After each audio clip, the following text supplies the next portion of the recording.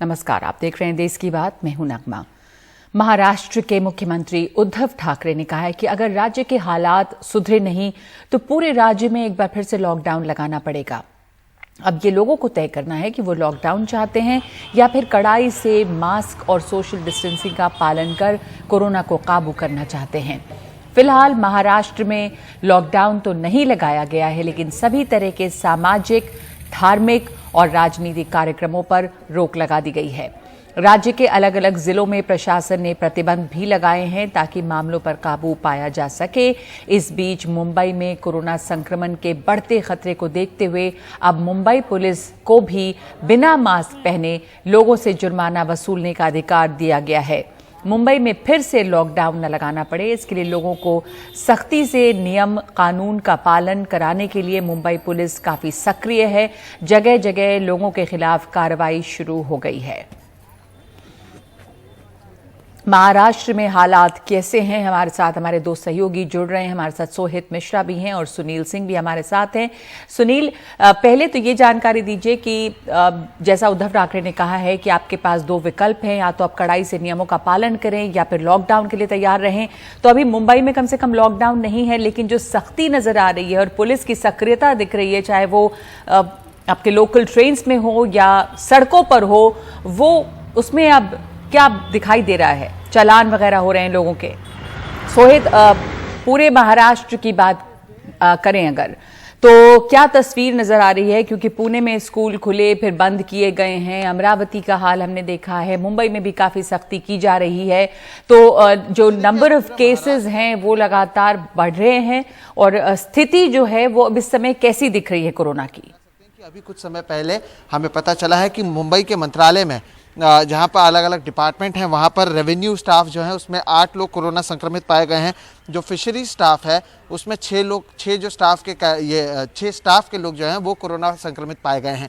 अब इसके बाद क्या मंत्रालय के भी उस इमारत को या उस दफ्तर को सील किया जाता है क्या, ये देखना अहम होगा। क्योंकि जिस तरह से हमने देखा कि गुरुवार को बीएमसी ने जो नए गाइडलाइन जारी किए हैं उसमें ये कहा गया है कि मुंबई में अगर एक इमारत में 5 या उससे ज़्यादा लोग कोरोना संक्रमित पाए जाते हैं तो वहाँ पर उस पूरी इमारत को सील किया जाएगा। तो क्या मंत्रालय के उस इमारत को या फिर उस डिपार्टमेंट को सील किया जाता है या उस फ्लोर को सील किया जाता है क्या, ये देखना अहम होगा। मामलों की अगर बात करें तो मामले लगातार बढ़ रहे हैं, जिसके बाद अलग अलग जगहों पर अलग अलग कार्रवाई भी की जा रही है, अलग अलग कदम भी उठाए जा रहे हैं। पिछले 4 दिनों में मुंबई महाराष्ट्र सरकार के ऐसे 5 मंत्री हैं जो कोरोना संक्रमित पाए गए हैं। तो आप समझ सकते हैं कि हालात कितने ख़राब हैं। हालांकि अगर मैं आपको बताने की कोशिश करूँ दर्शकों को कि अब इसके बाद महाराष्ट्र सरकार ने जो अपने मंत्री हैं उनके साथ बैठक की, और उसके बाद अलग अलग डिस्ट्रिक्ट के जो कलेक्टर्स हैं उन्हें ये कहीं ना कहीं ताकत दिया है, उन्हें अधिकार दिया है कि आप अपने अनुसार कार्रवाई करें, अपने अनुसार कदम उठाएं और मामले कम करें। और उसी को देखते हुए अलग अलग जगहों पर अलग अलग कदम उठाए जा रहे हैं। अमरावती की अगर बात करें, जहां पर अभी हाल ही में सबसे ज़्यादा मामले अगर महाराष्ट्र में कहीं से आ रहे हैं तो अमरावती से आ रहे हैं। तो अमरावती में आज रात 8 बजे से लॉकडाउन का ऐलान किया गया है, जो 28 फरवरी के शाम तक चलेगा। अकोला ज़िले में अकोला शहर हो, मूर्तिजापुर हो और अकोट हो, इन 3 जगहों पर 23 फरवरी से लेकर 1 मार्च तक लॉकडाउन होगा। और अकोला के जो दूसरे शहर हैं जहां पर लॉकडाउन नहीं होगा, लेकिन आपको याद होगा कि सितंबर महीने में जिस तरह से कहा गया था कि जो दुकानें हैं वो 9 से 5 के बीच में ही खुली रहेंगी, जो रेस्टोरेंट हैं वहां पर केवल पार्सल की सुविधा होगी, आप वहां पर बैठ नहीं सकते हैं, स्कूल कॉलेजेस बंद होंगे, उस तरह के प्रतिबंध वहां पर लगाए गए हैं। अब बात करते हैं पुणे की। पुणे में भी 28 फरवरी तक स्कूल कॉलेज को बंद करने का फैसला किया गया है। होटल रेस्टोरेंट रात 11 बजे तक खुले ही रह सकते हैं। बेवजह रात 11 से सुबह 6 बजे तक घूमने वालों पर पुणे में कार्रवाई की जाएगी। नासिक में भी कहा गया है कि रात 11 से सुबह 5 बजे तक सोमवार रात को जो घूमते हुए पाया जाएगा उस पर कार्रवाई की जाएगी। वहाँ पर नाइट कर्फ्यू का ऐलान किया गया है। बिना मास्क के घूमने पर वहाँ पर 1000 रुपये का जुर्माना है। नागपुर में अभी जो रिसेंटली जो सबसे ज़्यादा जो नई गाइडलाइन आई है वो नागपुर में आई है, जहाँ पर कहा गया है कि 7 मार्च तक स्कूल कॉलेज बंद रहेंगे। मुख्य बाज़ारों को शनिवार रविवार बंद किया जाएगा। जो मंगल कार्यालय हो, सामाजिक राजनीतिक धार्मिक कार्यक्रम हो, उस पर 7 मार्च तक पाबंदी है। तो कहीं ना कहीं आप समझ सकते हैं कि अलग अलग जगहों पर अलग अलग कदम उठाए जा रहे हैं, लेकिन क्या ये काफी है? अलग अलग जगहों पर अलग अलग कदम उठाए जा रहे हैं। सुनील भी हमारे साथ जुड़ रहे हैं। सोहित, एक सेकंड सोहित, अलग अलग जगहों पर अलग अलग जो एहतियात है वो आपने जानकारी दी है। मुंबई की अगर हम खास बात करें और यहाँ पर किस तरह की सख्ती अब नजर आ रही है। सुनील हमारे साथ जुड़े हुए हैं। सुनील, अमरावती को देखा, पुणे को हमने देखा है, तमाम केसेस वहां पर से आ रहे हैं और नए लॉकडाउन, नए वहां पर जो स्टैंडर्ड ऑपरेटिंग प्रोसीजर्स हैं, दिशा निर्देश हैं, वो जारी किए जा रहे हैं। मुंबई की स्थिति, सड़कों पर क्या हाल है? पुलिस काफी सक्रिय यहाँ नजर आ रही है। जो मास्क पहनकर लोग नहीं निकल रहे हैं, सोशल डिस्टेंसिंग नहीं रख रहे हैं, उनके खिलाफ कार्रवाई हो रही है। जी बिल्कुल, हम पिछले एक सप्ताह का आंकड़ा देखें तो जो आंकड़े मुंबई में कोरोना संक्रमण के 300-350 के करीब पहुंचे थे, अब वो बढ़कर 900 पार कर चुके हैं। और स्वाभाविक तौर पर जिस तरह से हम देखें तो बहुत से लोग अभी भी ऐसे हैं जो कि मास्क ठीक से नहीं पहन रहे हैं या फिर सोशल डिस्टेंसिंग का पालन नहीं कर रहे हैं। खास करके जो राजनीतिक आंदोलन तो हो ही रहे थे, सामाजिक कार्यक्रमों में भी, धार्मिक आयोजनों में भी, और जो शादी ब्याह हो रहे हैं वहाँ पे भी भीड़ ज़्यादा दिखाई पड़ रही है। और यहाँ तक कि खुले में बाजारों में भी लोग बड़ी संख्या में जा रहे हैं लेकिन मास्क नहीं पहन रहे। यही वजह है कि अब वो सख्ती ज़्यादा बरतने की कोशिश की गई है और इसीलिए पुलिस को अधिकार दे दिया गया है कि अब वो भी जो है कि बिना मास्क पहने लोगों के खिलाफ कार्रवाई कर सकते हैं। अकेले अगर हम इस जोन 11 की बात करें, जो कि बोरीवली से मालाड तक का इलाका है, वहाँ पर एक दिन में 1000 के करीब ऐसे लोग पकड़े पर जुर्माना किया पुलिस ने जो कि मास्क नहीं पहन रहे थे। आज पूरे शहर में अलग अलग जगहों पर नाकेबंदी लगाई गई है। लोगों को जगह जगह पर ऐसे लोगों पर नजर रखी जा रही है और उनको जो भी बिना ऐसे दिख रहे, बिना मास्क पहने, उनके खिलाफ कार्रवाई की जा रही है, क्योंकि पुलिस को अधिकार दे दिया गया है। और जिस तरह से मुख्यमंत्री उद्धव ठाकरे ने कल साफ शब्द में कहा था कि अगर लॉकडाउन चाहिए तो मास्क नहीं चाहिए तो मास्क पहनिए, और जिसको लॉकडाउन चाहिए होगा वो मास्क नहीं पहनेगा। लेकिन उनका इशारा साफ था कि आप मास्क पहनिए तभी लॉकडाउन से बच सकते हैं, वरना फिर से एक बार लॉकडाउन लागू होगा। और लॉकडाउन लागू होगा तो उसकी तकलीफ जो है वो आम जनता को ही सबसे ज़्यादा होती है। सबसे ज़्यादा कोई भुगतता है तो आम जनता ही भुगतती है।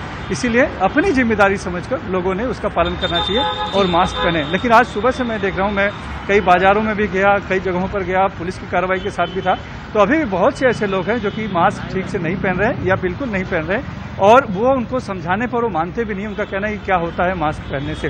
हालांकि लॉकडाउन किसी को नहीं चाहिए, ये सबका कहना है, लेकिन जब तक अपनी जिम्मेदारी भी लोग खुद नहीं समझेंगे तब तक बहुत मुश्किल है। और यही वजह है कि उनकी जिम्मेदारी का एहसास कराने के लिए अब पुलिस को इस मुहिम के साथ जोड़ा गया है और लगातार कार्रवाइयां दिन भर चल रही हैं। जी, धन्यवाद आपका सुनील और धन्यवाद आपका सोहित। महाराष्ट्र में इस समय चिंता की स्थिति है। कई जिलों में, खास करके अमरावती, पुणे, अकोला, इन जगहों से मामले सामने आ रहे हैं कोरोना के। महाराष्ट्र और केरल में कोरोना के मामलों में जो तेजी देखी जा रही है, उसे देखते हुए कर्नाटक के इन राज्यों से जो लगने वाली सीमा है उसे सील कर दिया गया है और बगैर नेगेटिव RT-PCR टेस्ट रिपोर्ट के कर्नाटक की सीमा में आने की इजाजत नहीं दी जा रही है। बेंगलुरु में भी चेतावनी दी गई है कि लोग सोशल डिस्टेंसिंग का पालन करें, मास्क नहीं पहनेंगे तो फिर लॉकडाउन के लिए तैयार रहें। पुलिस और महानगर पालिका के मार्शल्स लोगों को समझा कर परेशान हैं कि वो मास्क पहने और सोशल डिस्टेंसिंग का पालन करें, लेकिन सुनने को कोई तैयार नहीं। कोरोना के रोकथाम के लिए सरकार की कोशिशें अपनी जगह है, लेकिन लोगों की बेरुखी अपनी जगह। सिर्फ बेंगलुरु में ही नहीं, बल्कि राज्य के किसी भी इलाके में जाए, वहाँ के बाजार में कुछ ऐसे ही हालात आपको देखने को मिलेंगे जैसे कोरोना पूरी तरह से खत्म हो गया हो। मास्क चलने से बस आ जाता है गर्मी को, वो सांस से ज़्यादा खेलती नहीं, जल्दी को मास्क करके बातचीत करना है।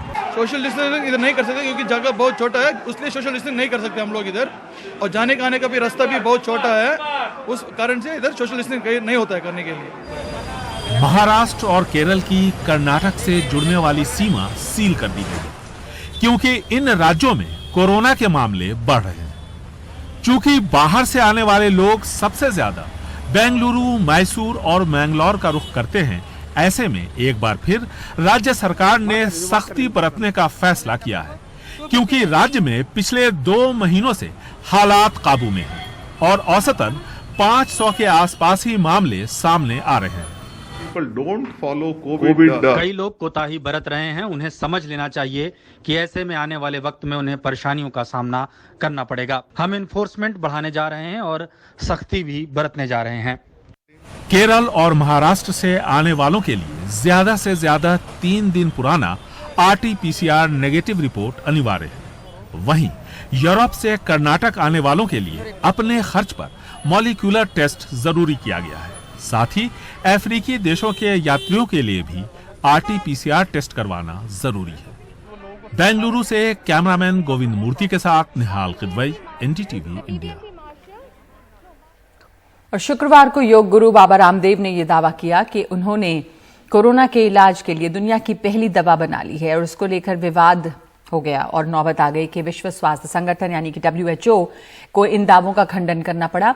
पतंजलि को सफाई देनी पड़ी और डॉक्टरों की सबसे बड़ी संस्था इंडियन मेडिकल एसोसिएशन ने इस पर कड़ी नाराजगी जताई है। शरद शर्मा की इस रिपोर्ट में देखिए।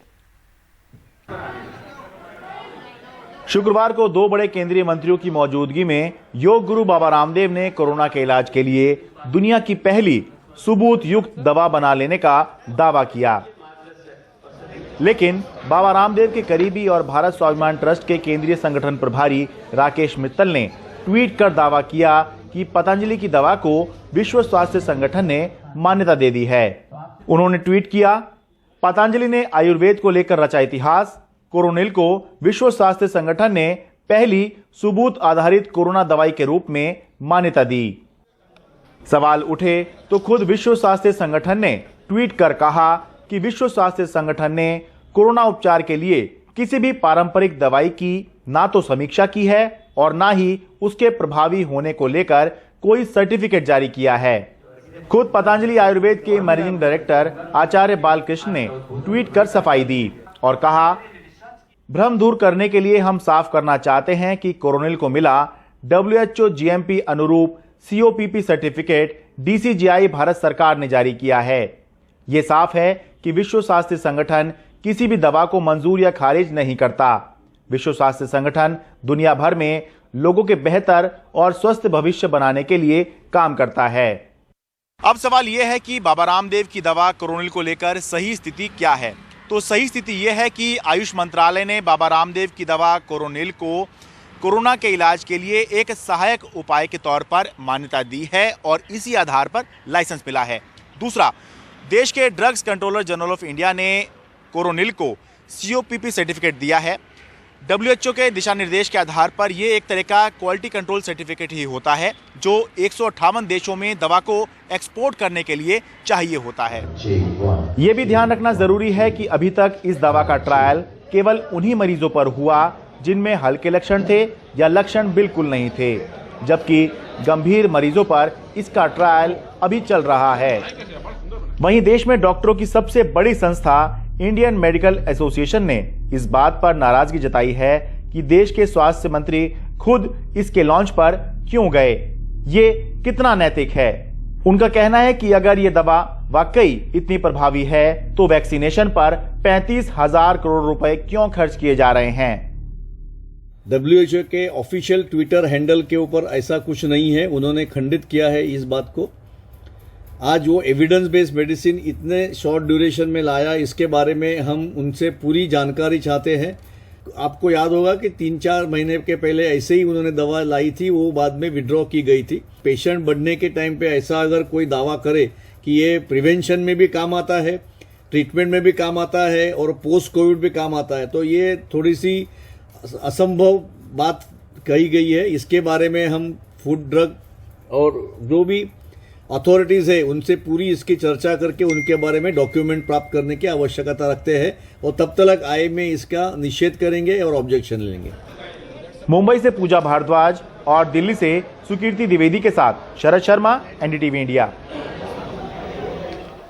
शरद हमारे साथ मौजूद हैं अब इस पर चर्चा करने के लिए। तो स्थिति क्या है शरद, इसको क्या समझा जाए? पहले भी देखिए हम सब जान रहे हैं कोरोनिल को लेकर पहले भी एक हंगामा हुआ था, उसके बाद तमाम सफाई आई थी, अब उसके बाद दोबारा कोरोनिल लॉन्च करने की कोशिश की गई है।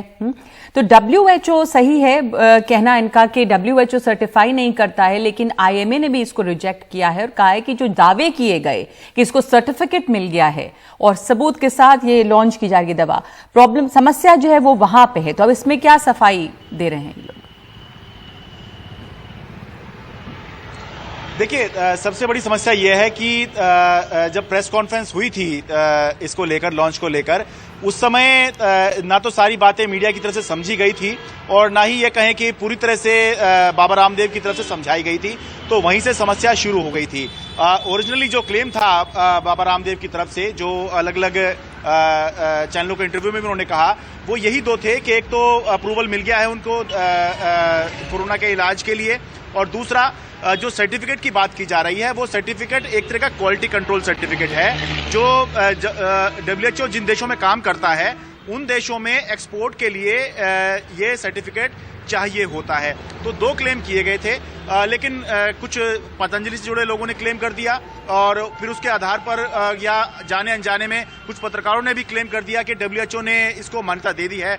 तो उस वजह से समस्या आई और इसी वजह से अभी तक भी ये कहना होगा कि लोगों में इस बात की जानकारी का अभाव है कि असल में कोरोना को लेकर पतंजलि क्लेम क्या कर रहा है और असल स्थिति क्या है। असल स्थिति यही है कि पतंजलि ने जो दवाई बनाई है उसको पहले इम्यूनोबस्टर यानी कि प्रतिरोधक क्षमता बढ़ाने वाली दवाई के तौर पर माना गया था। अब इस दवाई को कोरोना के उपचार में सहायक उपाय माना गया है, यानी कि बहुत सारे जो उपाय बताए गए हैं उनमें से एक उपाय जो है ये भी हो सकता है कि ये दवा दे दी जाए। लेकिन अभी तक जो ट्रायल हुआ है नगमा, वो केवल हल्के लक्षण वाले या बिना लक्षण वाले मरीजों पर हुआ है। तो इसी आधार पर जो है सभी लोगों को ध्यान में रखकर चलना चाहिए कि क्योंकि अभी रिसर्च चल रही है, अभी कोई भी ना तो वैक्सीन कोई पुख्ता है ना ही कोई दवाई कोई पुख्ता है। वैक्सीन को लेकर भी रिसर्च चल रही है, भले इमरजेंसी आधार पर उसका अप्रूवल दे दिया गया है, टीके लग रहे हैं, लेकिन रिसर्च चल रही है, ट्रायल अभी भी चल रहे हैं। ठीक इसी तरह जो कोरोना की जो दवाई पतंजलि ने बनाई है, जिसको वो कह रहे हैं कि दवाई है ये दुनिया की पहली है, इसको लेकर भी अभी रिसर्च चल रहे हैं और जो गंभीर मरीज हैं इनके ऊपर जो है अभी रिसर्च चल रही है। तो क्योंकि जानकारी का अभाव था, लोगों ने ठीक से समझी नहीं, इस वजह से भी जाने में या फिर अनजाने में ये सब भ्रम की स्थिति पैदा हुई है। बिल्कुल। तो बहुत बहुत धन्यवाद शरद ये समझाने के लिए कि समस्या शुरुआत कहां से इस समस्या की हुई और दावा कर दिया गया कि जितनी भी कोरोना की दवाएं अभी दी जा रही हैं उनमें से एक कोरोनिल भी हो सकता है, जबकि इसको इम्यूनिटी बूस्टर के तौर पे पहले अगर रखा गया था तो उसमें समस्या नहीं थी। लेकिन ये जो दावा किया गया कि WHO ने इसे सर्टिफाई कर दिया है या IMA की तरफ से अप्रूवल मिल गया है, इसको लेकर उलझन शुरू हुई और अब ये मंत्रियों के सामने हुआ था। इससे सवाल उठाया जा रहा है कि क्या ये अनैतिक नहीं है कि एक स्वास्थ्य मंत्री के सामने इस तरह के दावे किए गए। इस पर पतंजलि अब सफाई भी दे रही है। और इस वक्त देश की बात में एक ब्रेक ले रहे हैं। ब्रेक के बाद क्यों परेशान हैं मंडी जाने वाले किसान।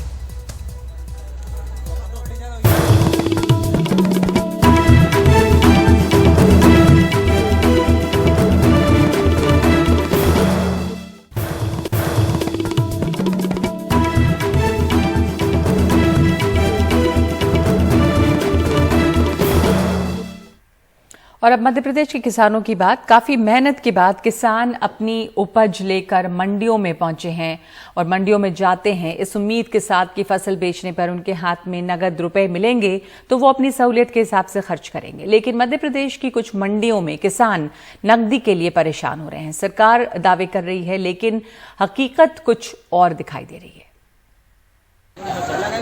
35 साल के मुकेश ने आगर मालवा के मंगवलिया गांव में 25 बीघा जमीन पर करीब 40,000 रुपए खर्च कर मसूर की खेती की।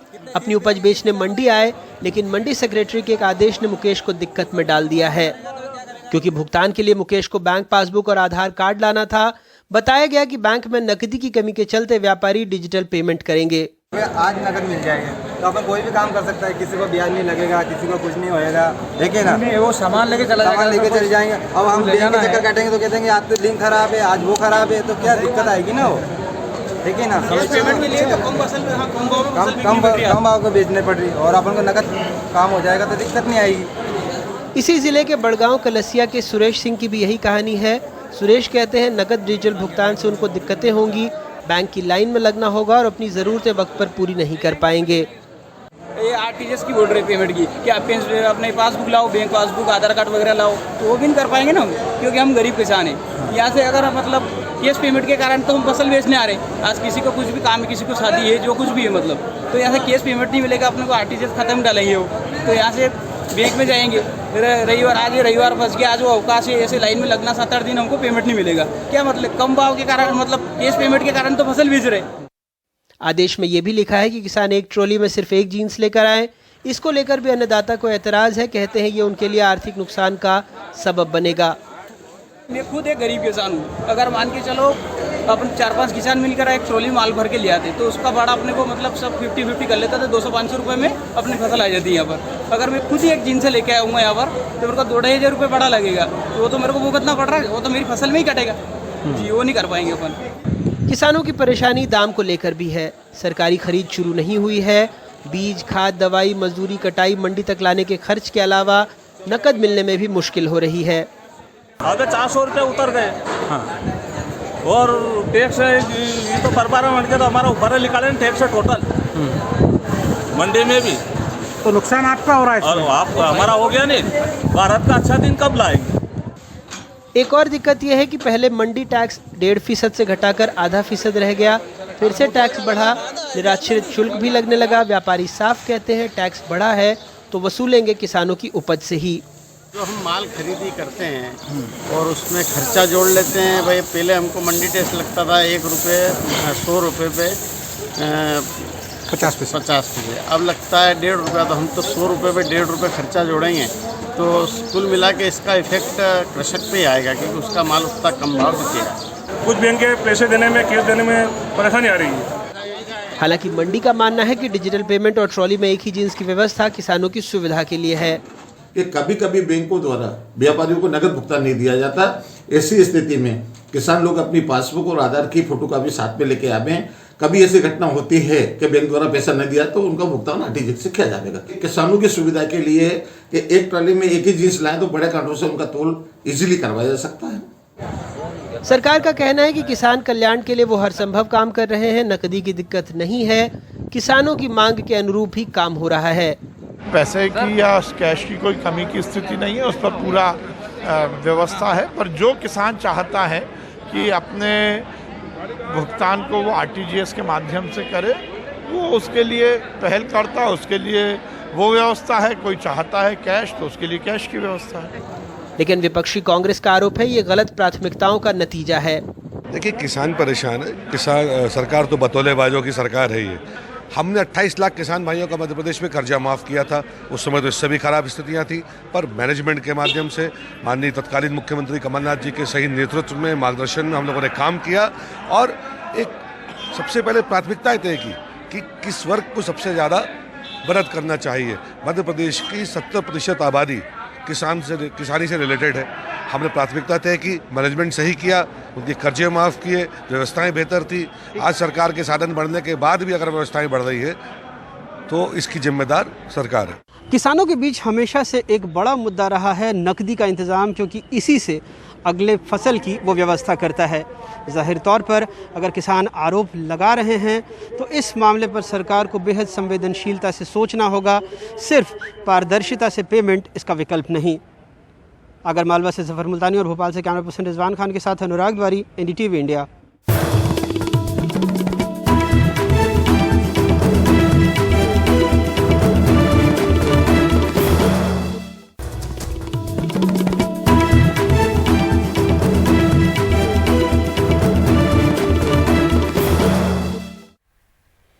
बिहार के पटना में आरजेडी नेता तेजस्वी यादव ने कृषि कानून के खिलाफ प्रदर्शन कर रहे किसानों के समर्थन में ट्रैक्टर की सवारी की।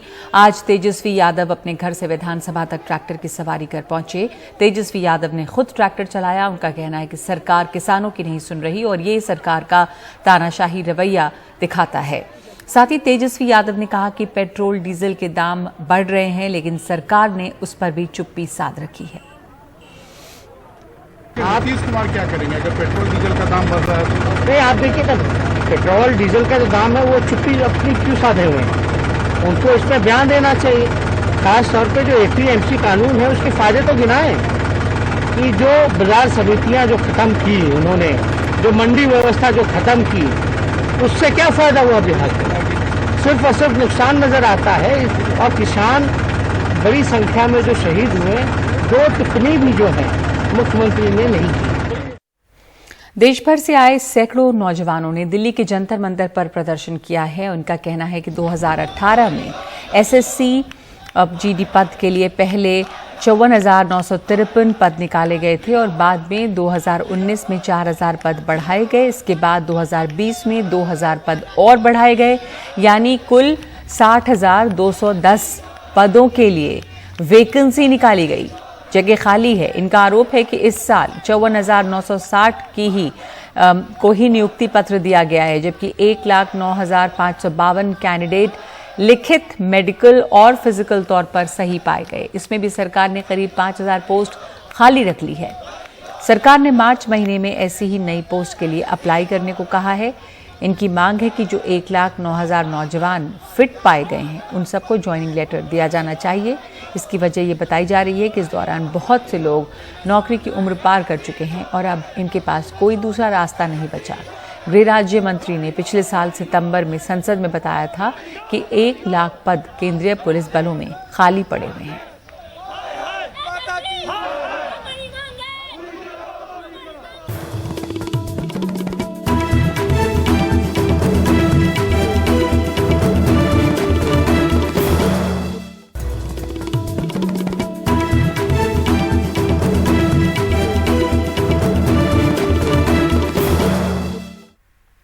उत्तर प्रदेश में बागपत के बड़ौत में दुकानदारों के 2 गुटों के बीच जमकर मारपीट हुई है। ग्राहकों को लेकर दुकानदारों के 2 गुटों के बीच कहासुनी हुई, जो कुछ ही देर में मारपीट में बदल गई। पुलिस ने इस मामले में 8 लोगों को गिरफ्तार किया है।